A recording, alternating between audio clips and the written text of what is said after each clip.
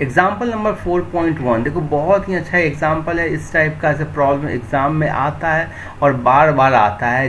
ये या तो इस फॉर्म में आता है या फिर कुछ और चेंज करके आता है, लेकिन कंसेप्ट यही यूज़ होता है।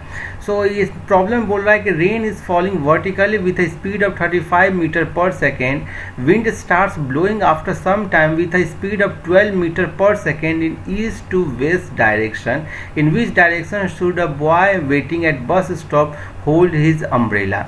सो आप देखो कि सपोज करो कि यदि विंड फ्लो नहीं हो रहा होगा तो रेन ऐसे मीन्स कि गिर रहा है, वर्टिकली गिर रहा है, और रेन के गिरने का स्पीड क्या है 35 मीटर पर सेकेंड। सो यदि विंड नहीं होता है तो फिर अम्ब्रेला को इसको ऐसे होल्ड करना था, ठीक है, वर्टिकली होल्ड करना था, 90 डिग्री एंगल के साथ होल्ड करना था। लेकिन यदि विंड फ्लो होने लगेगा तो फिर ये अम्ब्रेला का ओरिएंटेशन इसको चेंज करना पड़ेगा। तो सबसे पहले इस टाइप के प्रॉब्लम को सॉल्व करने के लिए आप डायरेक्शन को इंडिकेट करते हुए फिगर बना दो। इस तरफ ईस्ट होगा, इस तरफ वेस्ट होगा, ऊपर नॉर्थ और इधर साउथ, ठीक है। सो अब क्या है कि रेन कैसे फॉल हो रहा है, ये वर्टिकली हो रहा है ऊपर से नीचे, और जो विंड है वो ईस्ट टू वेस्ट हो रहा है। क्लियर है। सो विंड का डायरेक्शन ये है, ईस्ट से वेस्ट की तरफ। तो अम्ब्रेला का डायरेक्शन क्या होना चाहिए, अम्ब्रेला का डायरेक्शन इन दोनों का जो रिजल्टेंट डायरेक्शन है उस तरफ होना चाहिए, ऐसे होना चाहिए। सो इसका जो रिजल्टेंट का डायरेक्शन कैसे निकालोगे, इसके वेक्टर सम से निकालोगे। दैट इज नीचे की तरफ है आपको वी रेन और इधर है वी विंड।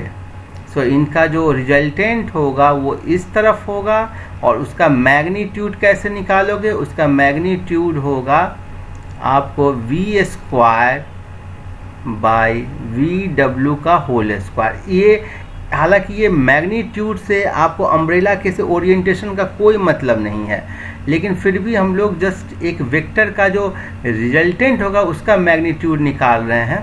तो ये होगा 35 का होल स्क्वायर प्लस 12 का होल स्क्वायर, ये आ गया 37 मीटर पर सेकेंड। अब आपको डायरेक्शन के लिए वर्टिकल से सपोज करो इसको थीटा एंगल बना रहा है, ये जो लाइन है ना ये वर्टिकल आपको थीटा बना रहा है इससे, तो आप ये ट्रायंगल देखोगे तो tan थीटा कितना के बराबर हो जाएगा, tan थीटा हो जाएगा ये लाइन मीन्स कि perpendicular upon base. So perpendicular कितना है, देखो ये वी डब्ल्यू, यही तो वी डब्ल्यू है ना, पैरेलल है।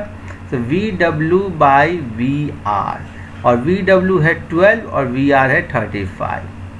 सो 12 बाई 35 हो गया tan थीटा के इक्वल, डेट इज आया 0.343, और थीटा हो जाएगा tan इनवर्स 0.343 और 19 डिग्री हो जाएगा।